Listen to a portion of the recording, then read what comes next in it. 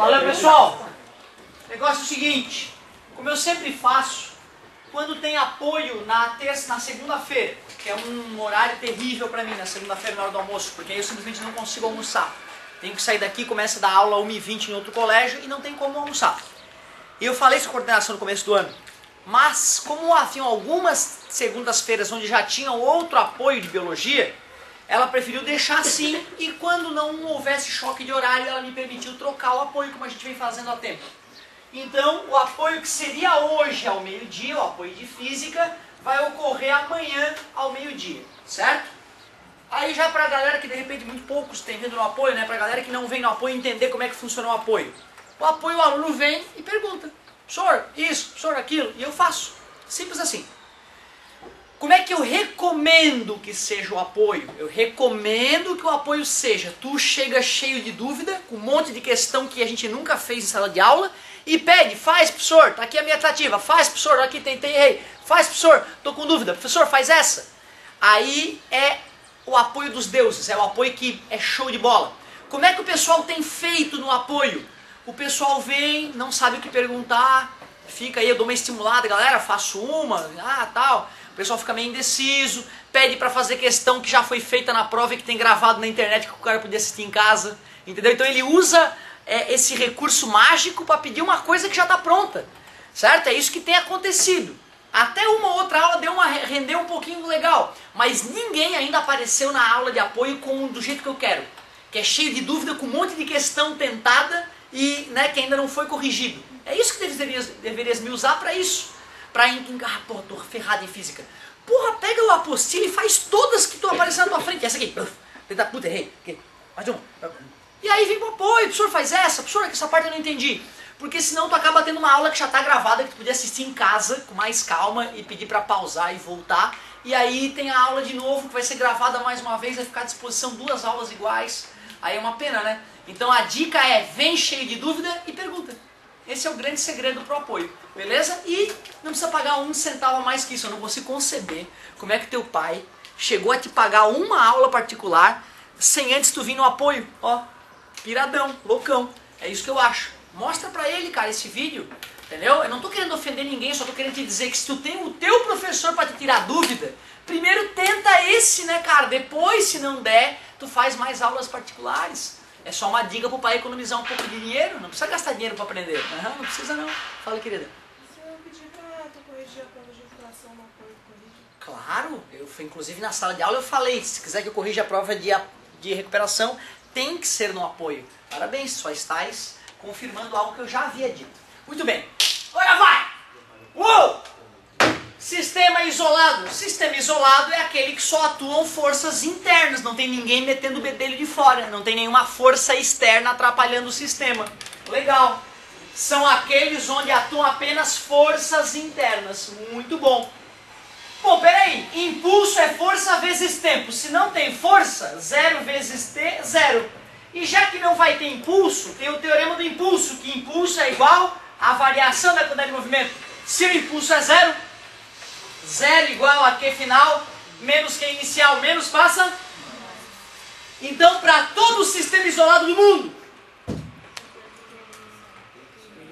a quantidade de movimento inicial, muito obrigado. Claro, que nem eu na cadeirinha. Então, se antes estava 0 e eu pulei, a quantidade de movimento após o pulo tem que ser 0. Mas o professor estava mexendo, mas um indo para um lado, outro para o outro. E como a quantidade de movimento é uma grandeza vetorial, esses vetores têm mesmo módulo, mesma direção, sentidos opostos, se anulam. E aí tem vários casos famosos de vestibular. Onde é que isso aparece no vestibular? Tiro de canhão, que é o que eu vou fazer agora. Patinação no gelo, o menininho mais fortinho, o menininho mais magrinho, um empurra o outro, aí dá a velocidade de um, perde a velocidade do outro, patinação no gelo. O homem está na canoa e pula da canoa, o cara vai para um lado, a canoa vai para o outro. Certo? Explosão de bomba, um pedaço da bomba cai de um lado, pergunta onde é que caiu o outro pedaço da bomba, tipo do avião quando explodiu, certo? Então olha que bacana, cara, se uma bomba explode e ela se partiu em 3 pedaços, se tu sabe onde estão os outros 2 pedaços, dá para calcular matematicamente onde tem que estar o 3º pedaço. É muito legal, cara, é uma coisa matemática, dá para ir lá e achar. É assim que a gente conseguiu descobrir a evolução do sistema solar, né? É assim que a gente descobriu que a Terra tem 4,375 bilhões de anos, calculando a dinâmica impulsiva que hoje, né, resulta no sistema solar que nós temos. A gente foi retrocedendo nos, né, bilhões de anos atrás e conseguiu descobrir como é que era o sistema solar 4 bilhões de anos antes. Olha que bacana, certo? E não só o sistema solar, a própria galáxia, né? A gente hoje está entendendo, né, a evolução do nosso universo em função também da dinâmica impulsiva. Muito bom! Então, beleza, sistema isolado, Q igual a F. Exemplo, depois é tu, hein? Um canhão com massa de 800 kg dispara um projétil com velocidade de 200 metros por segundo. Bum! Sabendo que a massa do projétil é 0,5 kg, calcule a velocidade de recuo do canhão logo após o disparo. Deixa eu fazer um desenhozinho. Vou fazer um desenhozinho que eu sou bom de desenho.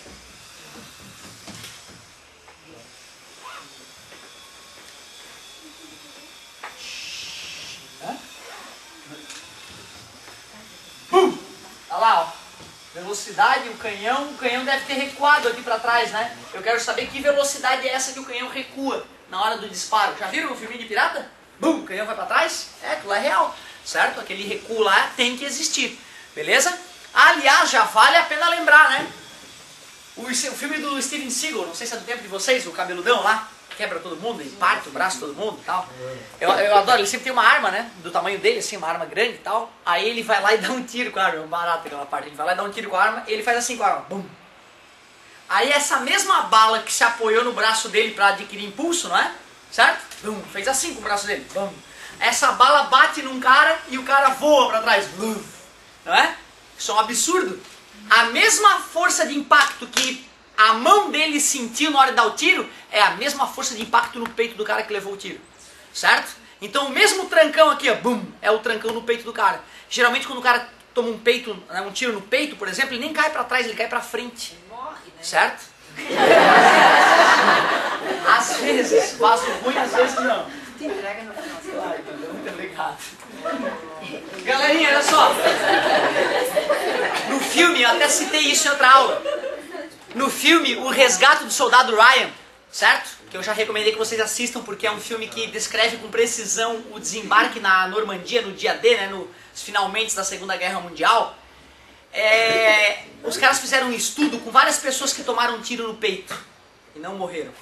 Várias pessoas, certo? Porque nem todo mundo que toma tiro no peito morre, né, cara? Você estava vendo na Discovery, o Emergências Médicas, entrou um tubo no pescoço do cara com 8 polegadas, separou a jugular da carótida e ficou ali presinho, né, o tubo atravessando o pescoço do cara e o cara acordado, certo? Então é uma coisa que nem sempre basta tomar um tiro para morrer, tem que tomar um tiro no lugar certo para morrer. E quando tu toma um tiro em qualquer região abdominal que não leva à morte, as pessoas que sobreviveram descrevem, e tem filmes mostrando, vídeos mostrando, que quando a pessoa toma um tiro, o impulso, o empurrão que ela vai tomar para trás é ridículo, é similar ao empurrão que a pessoa que deu, é igual ao empurrão que a pessoa que deu o tiro vai receber. E a dor faz com que o músculo se contraia na região, então a pessoa se curva para frente e cai para frente, nem para trás ela cai, certo? Isso então só para te lembrar que o que tu vê em filme é um grande absurdo físico. A pessoa dá um tiro assim, blum, e o cara que toma um tiro explode, voa 20 metros para trás. Isso viola todas as leis da física, tá beleza, galerinha? Certo? Mesmo com as armas mais poderosas, como a .50, tu atira lá num pedaço de porco e ele se move minimamente para trás. Não tem nada de arremessar longe o objeto. Mas isso também pode ter a ver com o peso do objeto, o tamanho dele? Ele ser elevado. Claro, tem toda a razão. Se eu atirar numa tampa de latinha, né, a tampinha voa longe. Se eu atirar num prédio, o prédio fica parado. Tem toda a razão. Não, tem absolutamente toda a razão. Mas tu vê, aquilo que tu falou também não tem nada a ver exatamente com o que eu disse. O que eu disse também não tem nada a ver com aquilo que tu falou. Até porque quando eu falei, era um homem atirando num homem. Então tu vê, eu não coloquei a massa em função de nada, certo? Então tu vê, a tua colocação foi correta, mas não apropriada para aquele comentário que eu fiz. O comentário que eu fiz foi, um homem dando um tiro faz assim. Homem equivalente recebendo tiro sai voando. Isto é uma incoerência. Se a pessoa que deu o tiro saiu voando, aí sim a pessoa que recebeu o tiro vai sair voando também. Era isso que eu estava querendo dizer, comparando massas iguais. O que tu falou faz todo sentido também. Legal. Pessoal, olha só, voltando à Terra aqui então. Já que o tiro de canhão é um sistema do tipo isolado, muito bem, eu posso escrever que a quantidade de movimento inicial é igual à quantidade de movimento final para todo o sistema isolado. Foi a conclusão que a gente tirou. Qual é o início? O início é antes do tiro. E antes do tiro, qual é a quantidade de movimento do sistema? Zero. Isso aqui é que deixa a galera perdidinho. O pessoal não se toca que mesmo sem falar nada, tu tem que supor que o canhão está parado antes do tiro. Certo? Beleza? E a bala também parada ali dentro antes do tiro. Só isso. E qual é a quantidade de movimento final? É a quantidade de movimento do canhão mais a quantidade de movimento do projétil. Né? Porque um vai para um lado, o outro vai para o outro. Os dois objetos têm quantidade de movimento. Então no final tem que levar em consideração a quantidade de movimento dos dois objetos. Zero é igual. Como é que se calcula a quantidade de movimento? Obrigado. M vezes V. Canhão, canhão. M vezes V, projétil, projétil. Muito bem. 800? Não sei, velocidade do canhão é o que estava pedindo. 0,5, massa do projétil. 200, velocidade do projétil. Muito bom. 0,5 vezes 200? 100. Mais, passa para cá. Menos 100 igual a 800 vezes VC. Tá multiplicando, passa. Isso, vai ficar menos 1/8 igual a VC. Velocidade do canhão, menos. Por que menos? Na verdade eu disse que para lá era mais, né? Quando eu usei essa velocidade eu coloquei 200, não é isso? Se para lá é mais, então menos significa para o outro lado. Só isso. Bom. Ah, entendi por que o pirata não morre estando atrás do canhão. Porque o canhão recua com uma velocidade muito menor do que o projétil. Isso porque o canhão pesa 1.600 vezes mais que o projétil. Se o canhão e o projétil tivessem a mesma massa, eles sairiam com a mesma velocidade. Um para cada lado, ia morrer o pirata também. Certo? Mas isso só se fosse o pirata português, né? Então, galerinha, ó, toma cuidado, beleza? A ideia é bem simples. Sistema isolado, QI igual a QF. Quantidade de movimento inicial igual a final. Eu te dou todos os elementos menos uma coisinha. Tu calcula a coisinha que está faltando. Beleza, agora vamos botar o Asdrubal para pescar uma canoa. Ele está infeliz com a pesca, ele vai se suicidar. Se joga para um lado, eu vou perguntar a velocidade de recuo da canoa para o outro.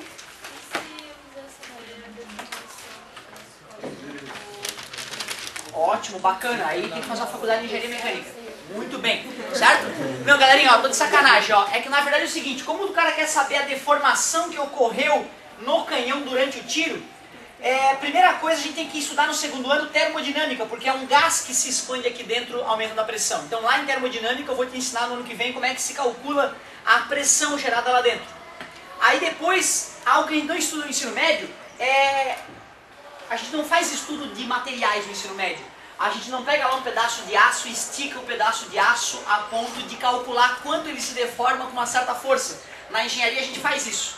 Aí a gente precisaria desse dado técnico de laboratório e saber que tipo é esse aço. Se é ferro fundido, se é aço carbono, aço 1020, aço corda de piano. Cada tipo de aço tem a sua propriedade de elasticidade. E aí nós teríamos que pegar essa propriedade para fazer a conta final. Certo? Por isso que eu te disse que no finalzinho tem que ter um pouquinho de engenharia também. Muito bonita a sua pergunta. Galerinha, só para ter uma noção, o ser humano ele precisa investigar, né, o comportamento dos materiais antes de ter certeza que o prédio não vai cair, sendo que ele está sendo seguro pelos vergalhões de aço que estão dentro das vigas de concreto. Tudo bem para vocês? Ou tu acha que o cara vai lá construir? Olha, eu acho que esse vergalhão aqui vai dar conta do recado, vamos ver. Não pode, né, cara? O cara tem que levar o vergalhão para o laboratório e fazer uma série de testes para garantir que aquele vergalhão não vai arrebentar com uma certa força. Mas espera aí, e o navio? O navio, eles não amarram o navio no cais do porto num tarugo de metal dessa espessura? Como é que será que testa se aquilo vai arrebentar ou não? Será que tem uma máquina capaz de arrebentar um pedaço de aço desse diâmetro aqui? Para poder ver se arrebenta ou se funciona ou não funciona? Tem. Eu até visitei uma dessas máquinas em Dresden, na Alemanha. Tem a máquina traçora maior do mundo para esse tipo de teste. Eles pegam um tarugo de metal dessa espessura, amarram nas duas extremidades da máquina e a máquina vai esticando esse pedaço de metal até ele arrebentar. Aí tu calcula a força que tu esticou o pedaço de metal e quanto ele se deformou, certo? Tem que chamar os bombeiros e isolar a região no dia do teste, porque dá tremor de terra na região quando rebenta o tarugo. Tá entendendo?